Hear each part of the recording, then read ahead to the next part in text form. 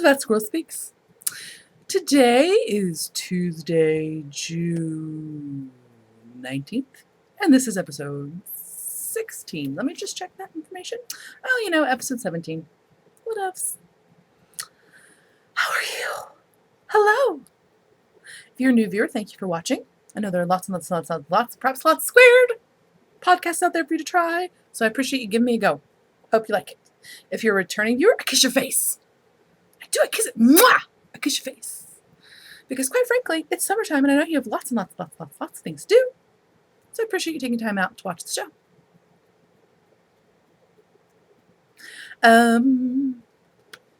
This is my second attempt at the podcast this morning. I apologize it's late getting out to you. Yesterday, my air conditioner broke. Boo! Crying the tears.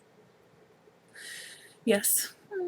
So I plurked when I found out that it was broken. Like, please everybody cross your fingers. This will cost no more than 2 sweaters worth of yarn to fix. It did not work. Dang it. Evidently, the little technician-y fellow came out and he's very professional, very organized, and very, obviously it had some customer service classes. Good job, company. So he took me out and showed me all of the multitudinal things that were wrong with my very ancient air conditioner. He's like, well, you could try to fix it, but you might be throwing good money after bad. I was like, oh, God, I kiss. So he thinks we need a new air conditioner. Boo. So I'm getting a second opinion today. I'm sure he's right. In fact, when I was talking to him, I was like, because I called my partner person, I was like, hey, partner person, this is what the technician fella says. Here are our options. What would you like to do? And he went with my suggestion, which was to get a second opinion. Because, the little fellow seemed kind of surprised that I wanted a second opinion. He's like, well, it is going to be like 90 degrees all week. I was like, yeah, I'm aware of that. It's like, he was very perplexed. I was like, dude, I shop around for peanut butter. That's a less than $5 purchase. I compare prices on that. You want me to not compare prices on a giant purchase like an air conditioner? Really? Really? Really? No. We will be shopping around. He's like, I don't know. Are you going to be okay here all week? It's going to be up in the 90s. Has everybody forgotten? We didn't have air conditioners like 50 years ago. And quite frankly, I never had an air conditioner when I was growing up. We just were miserable for a couple months out of the year. That's all. You just ate bologna sandwiches because Mom was like, I'm not getting on that stove. And you were like, okay, I want a popsicle. And she was like, fine. Nobody in the house has respiratory issues. We're all healthy. Clearly, there are some people with medical things that they need an air conditioner. I'm not judging them. I'm not saying that they're wimpy. That's not it at all. But we don't have those problems. Thank goodness. So, we'll live. We'll be fine. Maybe not fine, but we'll be okay. So anyway, I apologize that I did not get the show out last night, but quite frankly, when it was time for me to record, my internal house thermostat said it was 92 degrees. I was not feeling very festive or jovial. It's like, I'm just going to sit here and watch Fool's War and knit on my cotton sweater. Get up every few minutes and shake around to get the heat off me. Change positions in the house. Like, oh, this chair has been heated up too much. I got to move to a new chair. Because really, when it's 95 degrees outside, you're like, dude, it's hot. But, there's air moving all around your body. Whatever. When you're at home and you're sitting on things, that heat does not go anywhere. It just builds up into the piece of furniture where you are currently residing. And eventually, it scalds you and you have to move. So I just kept moving my little chair. Bring my little knitting with me. Knit. Hi, Fool's War. It looks nice and cool in England there. Move around. So anyway, we're getting a second opinion today. Keep your fingers crossed. If we could just make it through the summer. I promise I'll be good. I promise I'll save up for the air conditioner for the spring. Anywho, so that's what's been going on in our house for the last 24 hours. So again, back. I apologize that I'm late. I actually recorded the episode this morning as well, as soon as I woke up, which is why, hey, here's your secret. I'm not wearing a bra yet. Look at that. Oh. Because I was like, I just got to get up and record before it gets too hot. I got all the fans pulling in the cool morning air. Cool the house down just a little bit, like a la hacienda style. We don't have a garden in the middle, but, you know, we can work on it. Gosh, don't you? Hi, Gabrielle Garcia Marquez and Isabel Allende talking about the houses with the garden in the middle. I'm so jealous. I love all those books. Anyway, so I'm trying to bring a cooler, blah, blah, blah. So also I was like, I'll record the episode as soon as I wake up, so I'll still be kind of refreshed and ready to go. Evidently, it's so warm in my house that my computer overheated.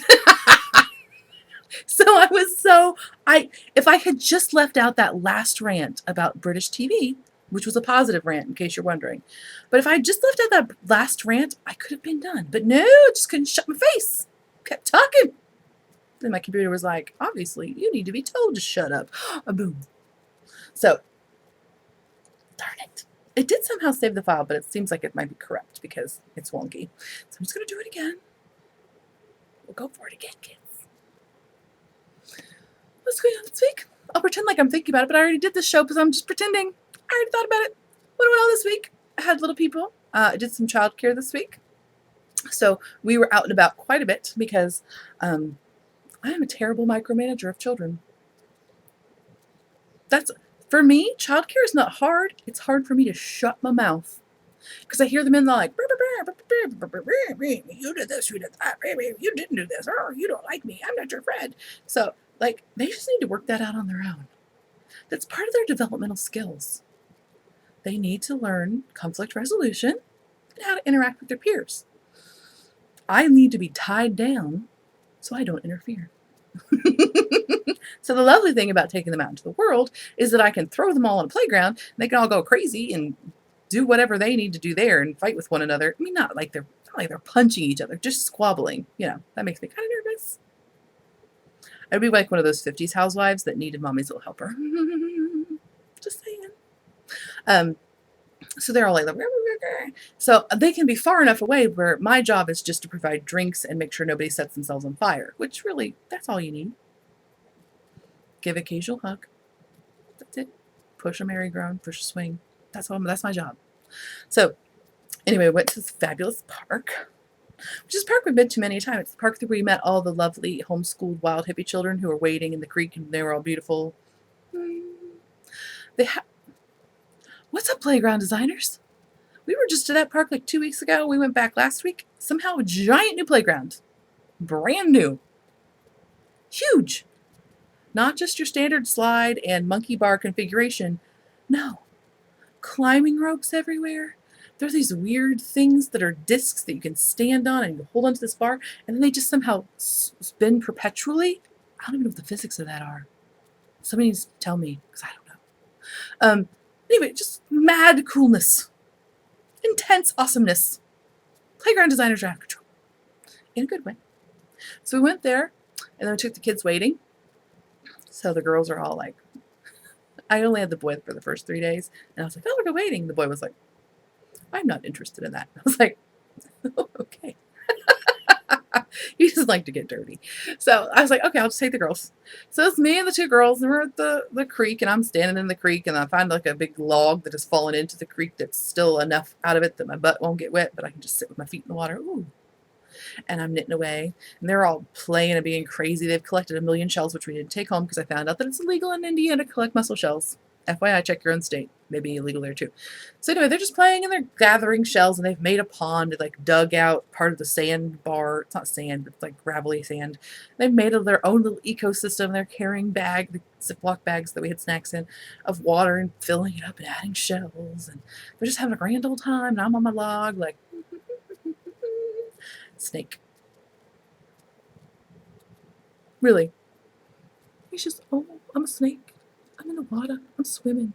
And I was really like, I tried not to freak out because I don't know what kind. It had stripes on it, which made me a little nervous. But anyway, I was like, all right, girls, I'm in the water. So I tried not to panic, but I did a little bit. I think they sensed the fear in my voice.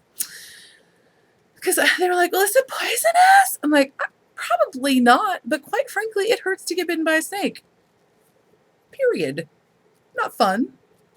And he's just doing his own thing. He doesn't need you up in his business. I'm not going to try to catch him or anything crazy like that. I get my human germs on him, and he'll get a cough and a cold. Ruined nature. So we're all like standing on the shore watching him. He's super chill. He's not interested in us. Super chill. There's like a bit of a natural dam like down the creek where just a big tree has fallen across it and the debris is all piled up. So we watched the snake try to figure out how to get over that because he was just going downstream. I don't know what he was doing, but he wasn't interested in us. But so then I had to freak out though. I didn't externally freak out, but internally I freaked out. I'll admit it, I'm afraid of snakes. I don't like to admit stuff like that. My child likes to admit it to everybody. Thanks, kid. My mom's totally afraid of snakes. Shut up. Don't tell people my fears. They'll use it against me. Also, it's just like such a boring thing to be afraid of. I'm afraid of snakes. But I am. Anyway. So I immediately unarsed myself from that vlog. Because I was like, oh, there are snakes in the sweater? Oh, they probably have a nest right where I'm sitting. So I got up. So the rest of the time we were there, I'm just standing in the middle of the creek with like water up to my knees, knitting. Watching for snakes. I kept vigilant guard to protect the children. No other snakes showed up to the party. But they might have if I wasn't paying attention. Anyway. So, yeah, no air conditioning. Lots of children this week. General shenanigans. I guess I should talk about the knitting. What? This is a show about knitting? We're talking about knitting? Whoa. It's true. First finished object. My socks. For my little dear husband person. They literally. Okay, now they put on the screen. These were took so long to make these socks. I know I should not complain about it. They're done now. And it was very exciting. That's the beautiful thing about a project that becomes a little painful at the end is when you're done, it's a party. Party. So I gave those to him for Father's Day. And that's all I'll see of them. He probably won't even wear them. That's okay. Because quite frankly, I'm slightly afraid that he'll love them. What if he loves them? That means I have to make more of them. Just saying. It's okay. This one time I'll be like, oh, really? Because I'm like, oh, really? You're not going to wear that sweater I made you? Not going to wear that? Put my time and love into that. Aside from a little bit of money. Not going to wear that, huh? Interesting. I will never ask where those socks are. Somebody suggested that he just use them as Christmas stocking because he would clean up. Maybe what we do. Anyway. Those are the socks. Next finished object. Oh, those were the Kroy socks in camouflage colorway. Next object. The baby blanket is finished. This is I think it's the Pine Ridge baby blanket, but it might be the Pine Forest baby blanket. So I'll put it in the notes, but I can't remember right off the hand. Right off the top of my head. This is made with Knit Picks CotLin in the Clementine colorway on US size 3. It's done. Yay! I haven't blocked it, but I'm not really blocking it. I just need to wash it, but I'm waiting to do that until I'm ready to send the package out because as I discussed, I fear that my house smells like weird things. So I want to make sure that I do that and then immediately package it up and put it in the mail. So it's done though. Yay! I made it, it's not like a regular baby blanket size. I just made it like a stroller size. So the finished dimension should be 21 by 28. Again, these people are in Florida. They really don't need a baby blanket. They just need to know that I love them. That's all. So yes, finished object number 3. I'm fancy this week.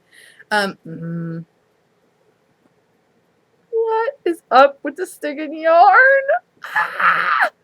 This is the Malabrigo Rasta. I had lost the ball band because I bought it a while ago. But I believe from looking at Ravelry that it's the Porrinho colorway. How? Okay, I'll give you the facts before I get all crazy. This is the bulky Mobius Cowl by Haley Waxberg. That's a free pattern. You get to use the catboardy Mobius cast on, which is super duper fun. Okay, You like start in the middle and knit out. So, and this yarn is super bulky. Super bulky! I knit it on like size 17s. Who even knew I had those? It was magical that I found them. A circular. So yes, you cannot in any way see how awesome it is. And also, you know, my hair is all skanky and whatever. I haven't showered yet, I'll admit it.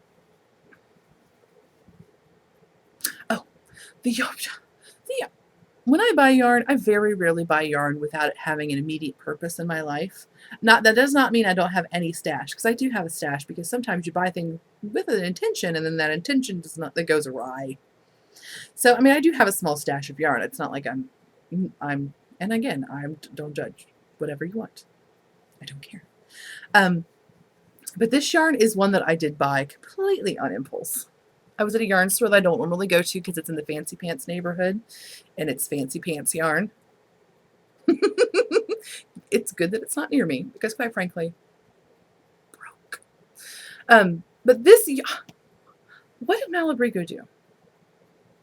It's like that amazement you had when you were a kid and you learned that colors were just a combination of reflected light waves hitting your eye, and that, like, what is that? That still amazes me.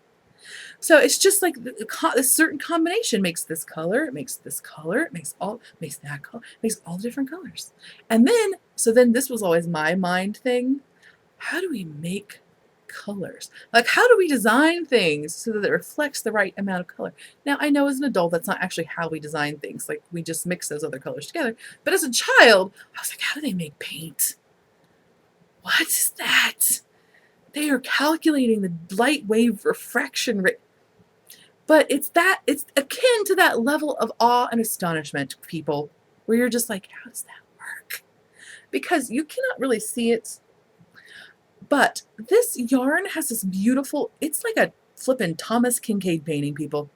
Except I like it. Sorry to the estate of Thomas Kincaid. But it is a play of light. It is a painting of light. Because the colors are beautiful, and if they were flat, they would still be beautiful. But there is this luminescence to the yarn, which like holds the light and makes it refract in funny ways that I in no way understand, but is magical. So, and it's so squishy. So it's science and it's squishy. It's amazing. So I highly recommend it. It's not free yarn. I think it was only, I say only, but I do think it was only like $15 or maybe $16, which I think is well worth it because it's awesome. I mean, I could not make anything other than a cowl out of it, but just for the pleasure of making it alone was worth it. And it's a great, super fast project because really, look at that. I think you only cast on, I can't remember, but you cast on way less than 100 stitches. So, super fun. So, yes. So, that was amazing light from the heavens yarn. This yarn is not amazing light from the heavens yarn, and I feel like I need to make a confession. Last week I talked about my dish scrubbies and all my washcloths that I made, and I made those with the Hobby Lobby I Love Cotton. I mentioned this on the forums, but I don't want to sound preachy at all, but I might. Some of you, I'm sorry about that. But not really, because I'm going to do it anyway, obviously. Hi. I just need to make a small community service announcement. I bought from the Hobby Lobby. I typically do not buy from Hobby Lobby because they support an anti-gay agenda. That's not me, like, making, like, that's what they do, in part. I'm sure they do lots of other good things, but that's kind of a big bad thing. So, I knew this before I bought the yarn. It was not like it came to my attention afterwards. I knew that I didn't really think about it the second I was buying the yarn. But I might have bought it anyway, even if I had. But I thought about it afterwards, and I had slight regret. But, you know, sometimes, I'll admit it, I am a child, and I need instant gratification. So, what I'm saying to you is that I need to somehow, in my life, make up for this transgression through my Hobby Lobby yarn purchase. Because I bought 3 skeins of that cotton, and 4 balls of sock yarn that were on super duper clearance sale. I got sucked in! So, that's all. Use that information how you will in the world. but I just want you to know.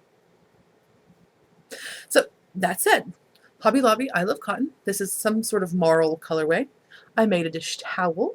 I'm not so fond of the dishcloths, as we discussed. They get wimpy in the water, and this, I want to make a dish towel because I always need more of those. And dish towels are always white. Stop it! Or they're very expensive. It's one or the other. But I can't use white dish towels. That's a joke. I live in a very hard water area. Nothing stays white at all. I mean, it could be white and I would wash it, even if I hadn't used it, and it would not look white anymore. Because that's the beauty of hard water. Not a beauty. But I have clean water to drink, so I should shut my mouth. And then with the scrappy scraps. Oh, that's no specific pattern. I cast on 40, did 5 ridges of garter stitch on each side, and then 5 stitches of garter stitch on each side, seed stitch in the middle, knit until it looked right to me. And then with what was left, I made a scrubby. I did find in size D crochet hook, and I am much more, I think I'm going to be more satisfied with how this one works. Ooh, look, it's even more rectangular. I'm getting better. So I did have to make it bigger. The other one is 20 stitches, so this one's 25, because the 20 stitch one, well, as you can imagine, was only like this big, which seemed a little tiny. And I only did the single crochets instead of the double crochets, because as they get wet, those double crochets open right up. It's not what I want. And so I just also want to thank you, everybody, who participated in the forums this week, because crowdsourcing for dish scrubby information, success! Lots of good information out there that people shared with me and the other people on the Ravelry forums, and I will now share with you. Just gonna do. So the first thing is, some people say that they like to use tulle like hold the tulle with the yarn. And originally I was like, is that kind of going against my whole fear of the dish scrubby, like just throwing them awayness? But if you're looking to save money and you have tulle, well, then that's an option. Also, if you have tulle in your house because you have a 5-year-old and she's gotten play skirts with tulle in them, which she will never wear, then you can repurpose that tulle, and I feel like that's just repurposing. Again, I'm not judging you if you go buy 6 yards of tulle tomorrow. Don't care. Just me. Don't care. I won't charge you. But then Emily, I want to say Emily, but now I say that out loud, and I'm afraid that I'm wrong. Yes, Emily. Emily said that she has made a few out of just in garter stitch out of like just acrylic yarn. I think she said, like, don't get the soft acrylic, like Red Hardy kind of acrylic. And she says they have lasted for multiple years. So originally, again, I thought, well, because when I was thinking about making them, I thought, well, the acrylic yarn is kind of sturdy and scratchy. But again, I'm just going to get in the same situation where I'm throwing one of those away. But if they last 2 years, that's harm reduction right there. So I think I need to try all these options out. I'm sure I have some acrylic in a bin that I got for a craft project for my child somewhere. I'm going to do crowdsource. Thank you. I'll share with you my findings. Feel free to share with me your findings if you have not already done so, and the group as a whole. We all got lots of good information. So, thank you. I think that's all my finished object. Oh, I have a spinning finished object. Shut your face. This is gifted to me by the very lovely Deb. This is the Bee Mice Elf. It did not have a colorway name because it was like an accompaniment colorway to a group club thing. But, Falkland. So pretty. It's very pretty. Not because of my spinning skills, because, well, the longer I spin, the worse I seem to get. That's not really true, because of course when you first spin, anything that you make that even closely resembles yarn is a huge success. And then I've been spinning for 5 months now, a little bit over 5 months. So now I'm getting to that next wall where you're like, this is all crap. It's string, but it is wildly inconsistent string. Why can I not make it more consistent? But whatever. Don't judge yourself too much, world. It's not fun. Shut you down. You won't learn anything. But I do need a spinning class. Why make anything with it? So I totally still love it. 10 reps per inch. 250-ish yards, I believe. That seems right. So yes. if it is made into anything, because quite frankly, I'm not even joking. That it might be made right now. Yarn necklace. It will be a cowl or something because it's blue. Next, okay, that's all the finished objects. Next is works in progress. And since I'm talking about spinning, I'll talk about spinning some more. This is my Coopworth from the Hidden Valley Farm Woolen Mill in their colorway Owl Eyes. Love it. This is 4 ounces. As you can tell, I do not have a woolly winder. You don't need one. It's okay, you know. Just get a wonky looking bobbin. It's almost fun. So let me just, ooh, I am noticing that was much skinnier when I started. Obviously, I got a little bit bored. Wanted to hurry some. Shame on me. But anyway, Coopworth. It's a little wiry. Like that's a little scratchy, but not crazy. But just it's a little scratchy. But man, it's fun to spin, yo. I mean, especially if you're never gonna make anything with your yarn that you spin because you just like to spin, and that's totally acceptable, yo. But it's fun to spin. It's just like, and it's done. Very exciting. Moving on. So I confessed at the Hobby Lobby I also bought some super clearance yarns. I just finished those crazy camo socks of death. I mean, they're really not socks of death, you know what I mean? But they took a very long time. They were very boring and very repetitive. So as soon as I cast them off, I was like, I need something crazy. So here it is. It is the Walk Away sock yarn, which I got on clearance for $2.99 for a 50-gram ball. And this is the color Kicky. Clown vomit. But I needed that. I just needed it. I'm usually not a clown vomit girl, but boy, I needed it. So, enjoyable. Knit in a creek, watching for snakes. This is the Leyburn sock pattern by Minty Fresh. This has been in my, well, I don't know how long it's been in my queue, but I noticed that my pattern download was from 2011, September. And actually, I think it's been longer even than that because my hard drive crashed at some point. But you know what I mean. I've had it in my queue for a long time. And I don't know why I waited so long. It's very pleasant. I think because of the, of course, you can see that there's lots of slip stitches. I thought that would make it too tight, but it hasn't. Now, I will say that the pattern, and it's a free pattern, has 30 stitches for the front, and they suggest like less than 30 for the back. I want to say 23, but I might be a big fat liar. But I needed 30 and 30. In fact, I really should have done 30 for the front because it would have been too much to do an extra repeat on the front and the back. You know what I mean. Why, you don't need to hear this dialogue. That should be just happening in my head. But you know what I mean. Just so you know, I did not make the same size that was in. Oh, and there's the color that it, right? There's how it would flash or pool or whatever you want to say if it were not. So that's the stockinette side. And that, see? Fun, right? And it is very fun. It's slip stitch, and I you know, I was in a creek, so there's a couple repeats that got wonky, but really, in that loud of socks, you can't tell. Crazy sauce. So, I think that's all I need to say about that. Indeed it is. Next, work in progress. Oh, my Emily is almost done. She's blocking right now, my blue sweater.